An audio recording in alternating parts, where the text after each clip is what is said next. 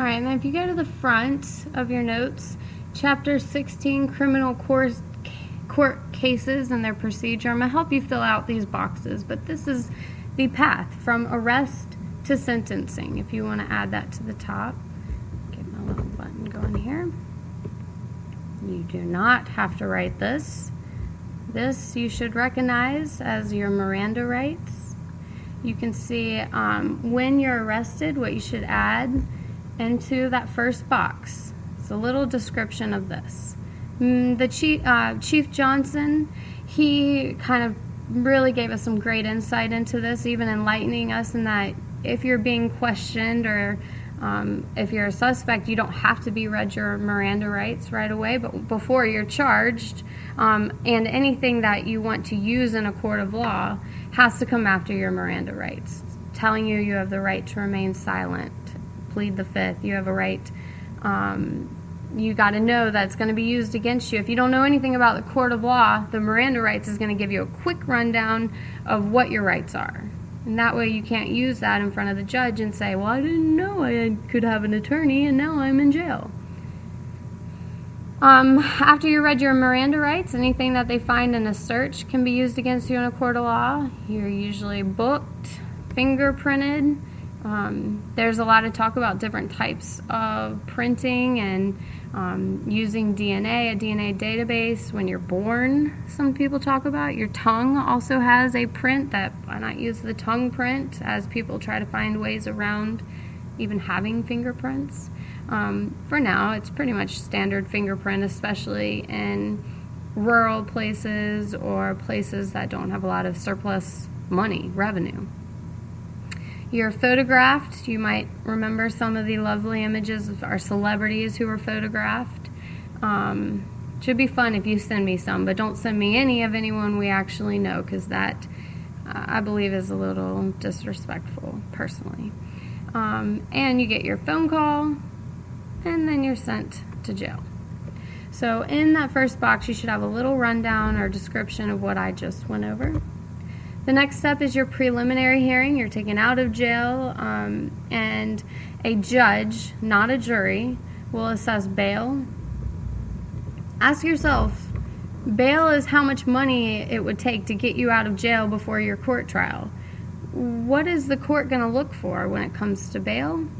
Well, they're going to say, are you a repeat criminal? How bad is the crime? Are you a flight risk? Do you own an island? Do you own a jet? Do you have a passport?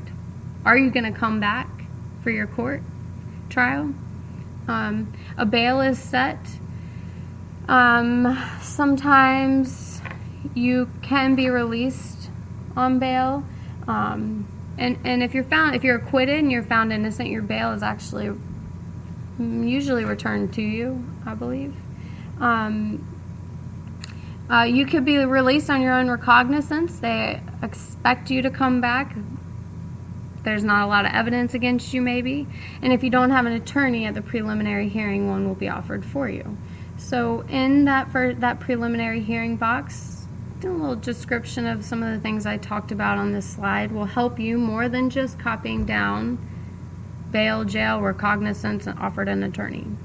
Write down your own description of what happens at the preliminary hearing. All right, an indictment. Say it out loud. Indictment. I want to make sure everyone that comes to class says indictment, not indictment. An indictment can be a judge or it can be a grand jury. If it's a grand jury, you should add to your notes, it's usually 12 to 23 people. And I would add to your notes, there is no guilt or innocence here. This is a judgment of evidence. Make sure you have that. Judgment of evidence. The burden of proof is on the prosecutor. He's the one introducing the evidence, why they want a case brought against this accused criminal.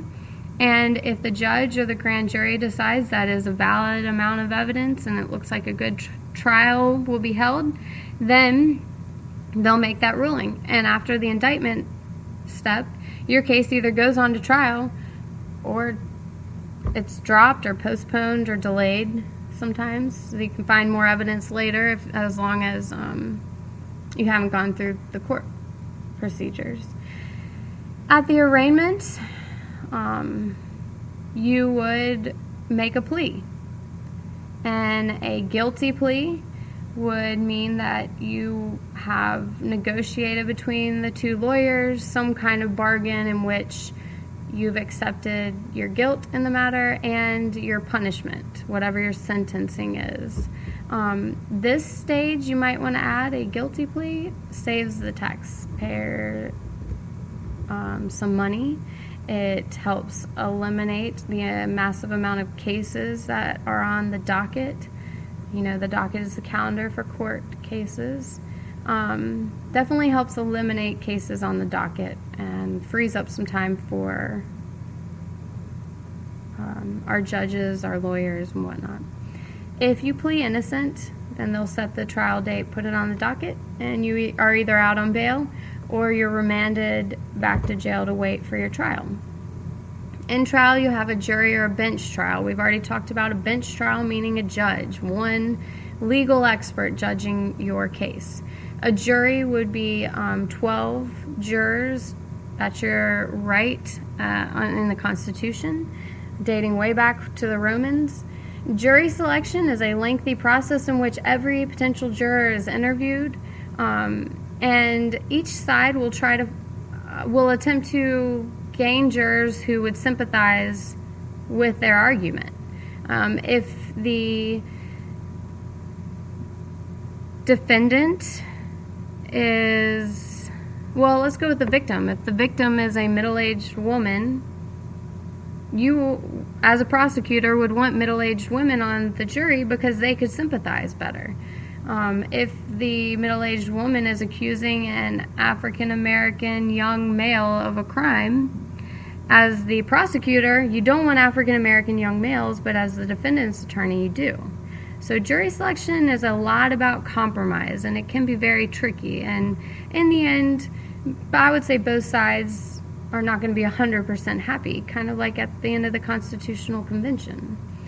Give your opening statements. All witnesses have to swear to tell the truth. You have the cross-examining procedures, examination, cross-exam, and your closing statements. So under the trial, summarize some of the things talked about in these notes. This is a good example here of the cross-examination. The first stage is direct examination. Then the opponent can cross-examine. Then you can redirect and recross. In your notes, whether it be on the side or on a separate page, you need to have this U.S. adversarial system. These are adversaries, your opposition sides. An adversary like Batman and Bane. Or in the newest movie, Batman and Superman were adversaries at first. They are opponents. They are trying to outwit, out-argue the other. The courts are adversarial in that sense. Write it, you need to know that. In the acquittal box, you can just put, you're innocent. This has to be, you have to be found innocent beyond a reasonable doubt. You have no doubt in your mind as a juror that that person is innocent. You can vote that way.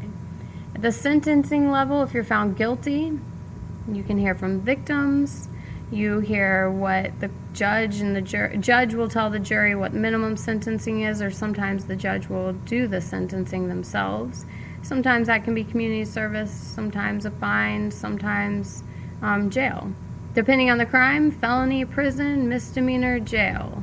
Afterwards, you have probation, you have your court fees and fines to pay, compensation to the victim, and often, especially if you're a felon, you are a felon for life unless you can have all of your rights restored.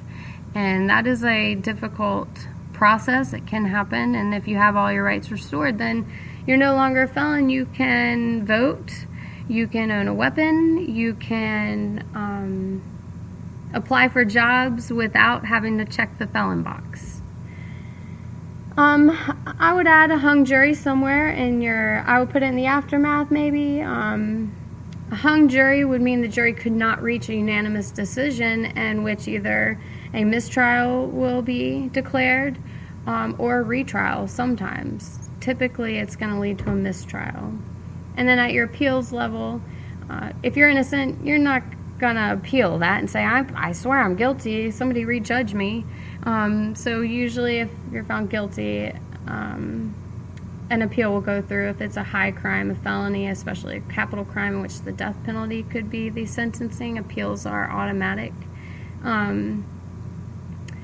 A not guilty verdict means, according to the Fifth Amendment, you cannot be tried for that specific crime again. If you murder somebody else, you could be charged with murder again, but not the same person that you were charged with before. There's a really good movie called Double Jeopardy about that.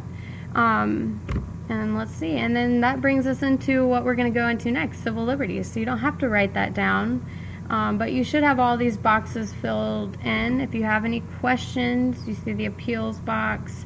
I would say in the aftermath, maybe you have something about this. And that would be it.